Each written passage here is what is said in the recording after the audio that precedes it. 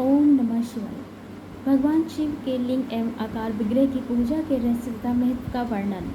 सूत जी कहते हैं, शौनक, जो श्रवण, कीर्तन और मनन इन तीनों साधनों के अनुष्ठान में समर्थ न हो, वह भगवान शंकर के लिंग एवं मूर्ति की स्थापना करके नित्य उसकी पूजा करे, जो संसार सागर से पार हो सकता है। वंचना अथवा छल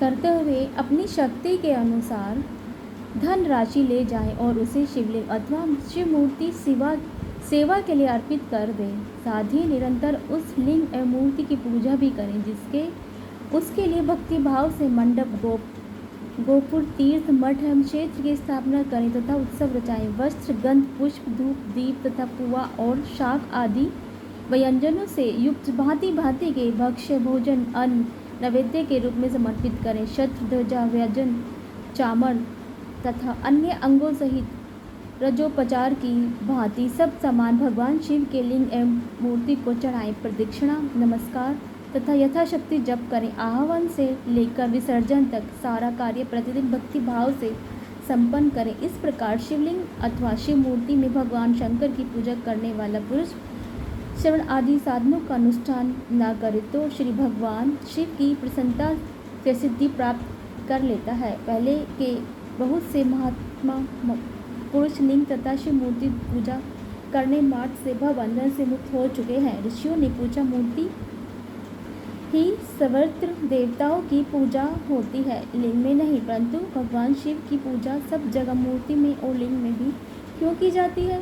सूत जी ने कहा, मुनीश्वरों, तुम्हारा यह प्रश्न तो बड़ा ही पवित्र और अत्यंत अद्भुत है। इस विषय में महादेव जी की वक्ता हो सकते हैं, दूसरा कोई पुरुष कभी और कोई भी इसका प्रतिपादन नहीं कर सकता। इस प्रश्न के समाधान के लिए भगवान शिव ने जो कुछ कहा और उसे मैंने गुरु जी के मुख से जिस प्रकार सुना है, उसी तरह क्रमशः वर्णन करूँगा। एकमात्र भगवान शिव ही ब्रह्मा रूप होने के कारण निष्फल कहे गए हैं। रूपवान होने के कारण उन्हें सकल भी कहा जाता है, इसलिए वे सकल और निष्कल दोनों ही हैं। शिव के निष्फल निराकार होने के कारण ही उनकी पूजा का आधारभूत लिंग भी निराकार भी ही प्राप्त हुआ है, अर्थात शिवलिंग शिव के निराकार रूप का प्रतीक है। इसी तरह शिव के सकल या साकार होने के कारण उनकी पूजा का आधारभूत विग्रह साकार प्राप्त होता है, अर्थात शिव का साकार विग्रह कर उनके साकार स्वरूप का प्रतीक होता है। सकल और अकल समस्त अंग आकार रहित, साकार अंग आकार से सर्वथा रहित निराकार रूप होने से ही वे ब्रह्म शब्द से कहे जाने वाले परमात्मा हैं। यही कारण है कि सब लोग लिंग निराकार और मूर्ति साकार दोनों में ही सदा भगवान शिव की पूजा करते हैं। शिव से भिन्न जो दूसरे देवता हैं, वे साक्षात ब्रह्म नहीं है, इसलिए कहीं भी उनके लिए निराकार लिंग नहीं उपलब्ध होता। पूर्व काल में बुद्धिमान महापुत्र सनत कुमार मुनि ने मंदराचल कर नंदकेश्वर से इसी प्रकार का प्रश्न किया था। सनत कुमार बोले, भगवान शिव से भिन्न जो देवता हैं, उन सबकी पूजा के लिए सर्वत्र प्राय वेद मूर्ति मात्र ही अधिक संख्या में देखा और सुना जाता है। केवल भगवान शिव की ही पूजा में लिंग और वेद दोनों का उपयोग देखने में आता है। अतः कल्याण में नंद केशव, इस विषय में जो तत्व की बात हो उसे मुझे इस प्रकार बताइए, जिससे अच्छी तरह समझ में आ जाए। नंदकेश्वर ने कहा, निष्पाप ब्रह्म कुमार, आपके इस प्रश्न का हम जैसे लोगों के द्वारा कोई उत्तर नहीं दिया जा सकता, क्योंकि यह गोपनीय विषय है और लिंग साक्षात्कार ब्रह्म का प्रतीक है। तथापि आप शिव भक्त हैं, इसलिए इस विषय में भगवान शिव ने जो कुछ बताया है उसे ही आपके समक्ष कहता हूँ। भगवान शिव ब्रह्म स्वरूप और निष्फल निराकार हैं, इसलिए उन्हीं की पूजा में निष्फल लिंग का उपयोग होता है। संपूर्ण वेदों का यही मत है। सनत कुमार बोले, महाभाग योगींद्र, आपने शिव द्वारा अपने देवताओं के पूजन में लिंग और वेद के प्रचार का जो रहस्य विभाग पूर्वक बताया है वह यथार्थ है, इसलिए लिंग और वेद की आदि का उत्पत्ति का जो उत्तम वृत्तांत है उसी को मैं इस समय सुनना चाहता हूँ। लिंग के प्रगट्य का रहस्य सूचित करने वाला प्रसंग सुनाइए।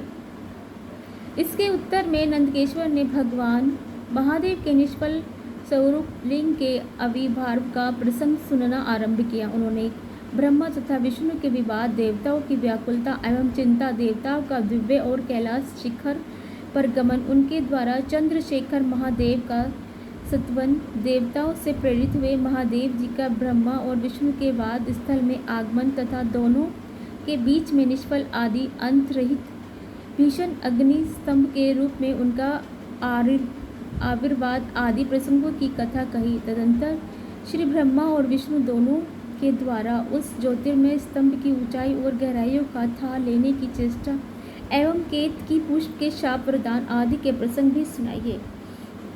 अध्याय 5-6 महेश्वर का ब्रह्मा और विष्णु को अपने निष्फल और सकल स्वरूप का परिचय देते हुए लिंग पूजन का महत्व बताना। नंदकेश्वर कहते हैं, तदंतर वे दोनों ब्रह्मा और विष्णु भगवान शंकर को प्रणाम करके दोनों हाथ जोड़कर उनके दाएं बाएं भाग में चुपचाप खड़े हो गए। फिर उन्होंने वहाँ साक्षात्कार प्रकट पूजनीय महादेव जी श्रेष्ठ आसन पर स्थापित करके पवित्र पुरुष वस्तुओं द्वारा उनका पूजन किया। दीर्घकालक अविकृत भाव से सुस्थिर रहने वाली वस्तुओं को पुरुष वस्तु कहते हैं और अल्पकालक की ही टिकने वाली क्षणभंगुर वस्तुएं प्राकृत वस्तु कहलाती हैं। इस तरह वस्तु के दो भेद जानने चाहिए। किन पुरुष वस्तुओं से उन्होंने भगवान शिव का पूजन किया यह बताया जाता है। हार, नुपुर, केयूर, किरीट, मणिमय, कुंडल, यज्ञोपवीत, उत्तरीय वस्त्र, पुष्प माला, रेशमी वस्त्र, हार, मुद्रिका, पुष्प, तांबूल, कपूर, चंदन एवं अंगूर का अनुलेप, धूप, दीप, श्वेतार्घ्य, व्यंजन, ध्वजा, चंवर तथा अन्याय दिव्य उपहारों द्वारा जिनका वैभव वाणी और मन की पहुँच से परे था, जो केवल पशुपति परमात्मा के ही योग्य थे और जिन्हें बुद्ध जीव कदापि नहीं पा सकते थे, उन दोनों ने अपने स्वामी महेश्वर का पूजन किया। उसने पहले ब्रह्मा और विष्णु ने भगवान शंकर की पूजा की। इससे प्रसन्न हो भक्ति भाव भगवान शिव ने वहाँ नम्र भाव से खड़े हुए उन दोनों देवताओं से मुस्कुराकर कहा, महेश्वर बोले, पुत्रों, आज का दिन एक महान दिन है। इसमें तुम्हारे द्वारा जो आज मेरी पूजा हुई है, इससे मैं तुम लोगों पर बहुत प्रसन्न हूँ। इसी प्रकार यह दिन परम पवित्र और महान से महान होगा। आज की पवित्र यह तिथि शिवरात्रि के नाम से विख्यात होकर मेरे लिए परम प्रिय है। इसके समय में जो मेरे लिंग निष्फल अंग आकृति रहित निराकार स्वरूप के प्रतीक वेद सकल साकार रूप के प्रतीक विग्रह की पूजा करेगा, वह पुरुष जातक की सृष्टि और पालन आदि कार्य भी कर सकता है। जो शिवरात्रि के दिन रात निराहार एवं जितेंद्र रहकर अपनी शक्ति के अनुसार निश्चल भाव से मेरी यथोचित पूजा करेगा, उसको मिलने वाले फल का वर्णन सुनो। 1 वर्ष तक निरंतर मेरी पूजा करने पर जो फल मिलता है, वह सारा फल केवल शिवरात्रि को मेरा पूजन करने से मनुष्य तत्काल प्राप्त कर लेता है। जैसे पूर्ण चंद्रमा का उदय समुद्र की वृद्धि का अवसर है, उसी प्रकार यह शिवरात्रि तिथि मेरे धर्म की वृद्धि का समय है। इस तिथि में मेरी स्थापना आदि का मंगल उत्सव होना चाहिए। पहले जब ज्योतिर्मय स्तंभ रूप से प्रकट हुआ था, यह समय मार्गशीर्ष मास में आर्द्रा नक्षत्र में युक्त पूर्णमासी या प्रतिपदा है। जो पुरुष मार्गशीर्ष मास में आर्द्रा नक्षत्र होने पर पार्वती सहित मेरा दर्शन करता है अथवा मेरी मूर्ति या लिंग की झांकी का करता है, वह मेरे लिए कार्तिकेय से भी अधिक प्रिय है। उस शुभ दिन को मेरे दर्शन मात्र से पूरा फल प्राप्त होता है। यदि दर्शन के साथ साथ मेरा पूजन भी किया जाए तो इतना अधिक फल प्राप्त होता है कि उसका वाणी द्वारा वर्णन नहीं हो सकता। वहाँ पर मैं लिंग रूप में प्रकट होकर बहुत बड़ा हो गया था। अतः उस लिंग के कारण यह भूतल लिंग स्थान के नाम से प्रसिद्ध हुआ। जगत के लोग इसका दर्शन और पूजन कर सके, इसके लिए यह अनादि और अनंत ज्योति स्तंभ अथवा ज्योतिर्मय लिंग अत्यंत छोटा हो जाएगा। यह लिंग सब प्रकार के भोग सुलभ कराने वाला तथा भोग और मोक्ष का एकमात्र साधन है। इसका दर्शन स्पर्श ध्यान किया जाए तो यह प्राणियों को जन्म और मृत्यु के कष्ट से छुड़ाने वाला है। अग्नि के पहाड़ जैसा जो यह शिवलिंग यहाँ प्रकट हुआ है, इसके कारण यह स्थान अरुणाचल नाम से प्रसिद्ध होगा। यहाँ अनेक प्रकार के बड़े बड़े तीर्थ प्रकट होंगे। इस स्थान में निवास करने या मरने से जीवों का मोक्ष तक हो जाएगा। मेरे दो रूप हैं, सकल और निष्फल। दूसरे किसी के ऐसे रूप नहीं। पहले मैं स्तंभ रूप में प्रकट हुआ, फिर आप अपने साक्षात्कार रूप से ब्रह्म भाव मेरा निष्फल रूप है और महेश भाव सकल रूप। ये दोनों मेरे ही सिद्ध रूप हैं। मैं ही परम ब्रह्म परमात्मा हूँ। कलायुक्त और अकल मेरे ही रूप स्वरूप हैं। ब्रह्मरूप होने के कारण मैं ईश्वर भी हूँ। जीवों पर अनुग्रह आदि करना मेरा कार्य है और ब्रह्म केशव मैं अपने वृत्तांत और जगत की वृद्धि करने वाला होने के कारण ब्रह्म कहलाता हूँ। सर्वोच्च स्वरूप से स्थित और व्यापक होने से मैं ही सबका आत्मा हूँ। सर्ग से लेकर अनुग्रह तक आत्मा या ईश्वर से भिन्न जो जगत संबंधी भिन्न कृत्य हैं, वे सदा मेरे ही हैं, मेरे अतिरिक्त दूसरे किसी के नहीं, क्योंकि मैं ही सबका ईश्वर हूँ। पहले मेरी ब्रह्म पताका का बोध कराने के लिए निष्फल लिंग प्रकट हुआ, फिर अज्ञात ईश्वर का साक्षात्कार कराने के निमित्त में साक्षात्कार जगदीश्वर की सकल रूप से तत्काल प्रकट हो गया। अतः मुझ में जो ईश तत्व है उसे ही मेरा सकल रूप जानना चाहिए, तथा जो यह मेरा निष्फल स्तंभ है वह मेरे ब्रह्म रूप का बोध कराने वाला है। ये मेरा ही लिंग चिन्ह है। तुम दोनों प्रतिदिन यहाँ रहकर इसका पूजन करो। यह मेरा स्वरूप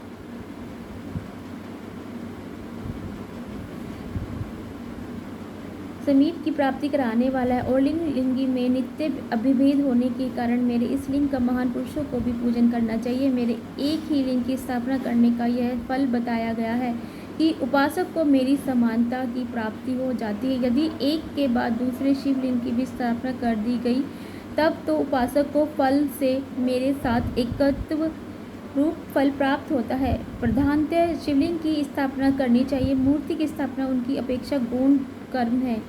शिवलिंग के अभाव में सब ओर से सवेर होने पर भी यह स्थान क्षेत्र नहीं कहलाता। अध्याय 9 5 कृत्यों का प्रतिपादन।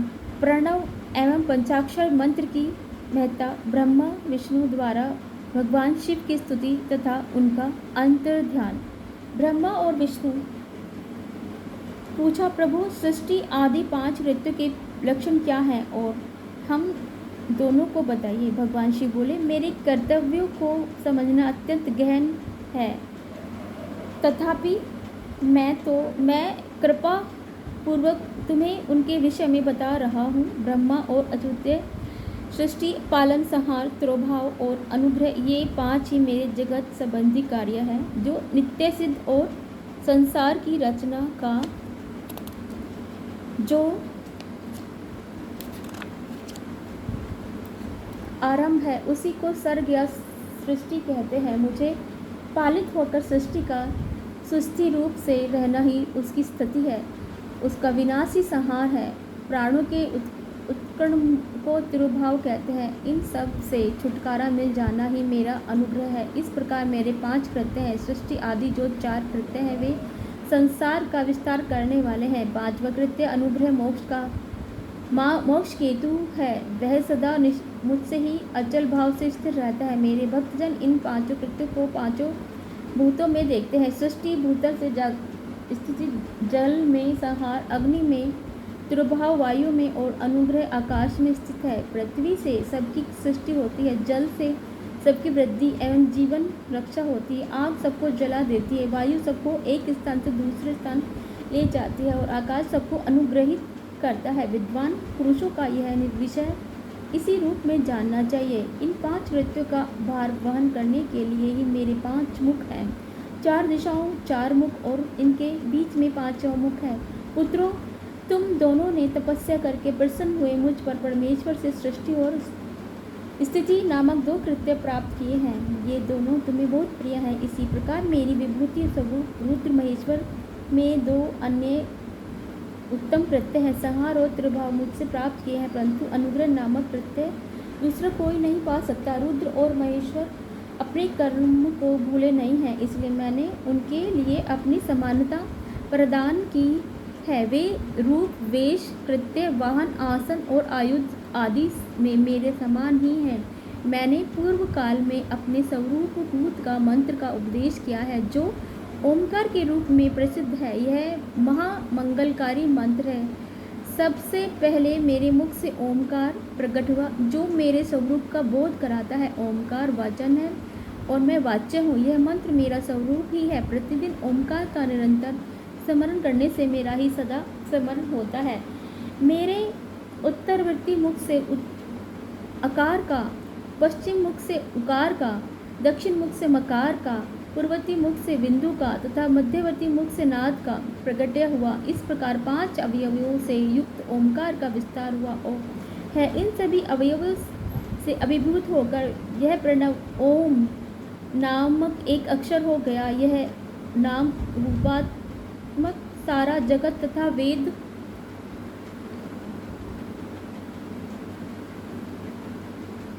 नामक अक्षर हो गया। यह रूपात्मक सारा जगत तथा वेद, उत्पन्न स्त्री पुरुष, वर्ग रूप दोनों कुल इन प्रणव मंत्र से व्याप्त है। यह मंत्र शिव और शक्ति दोनों का बोध है।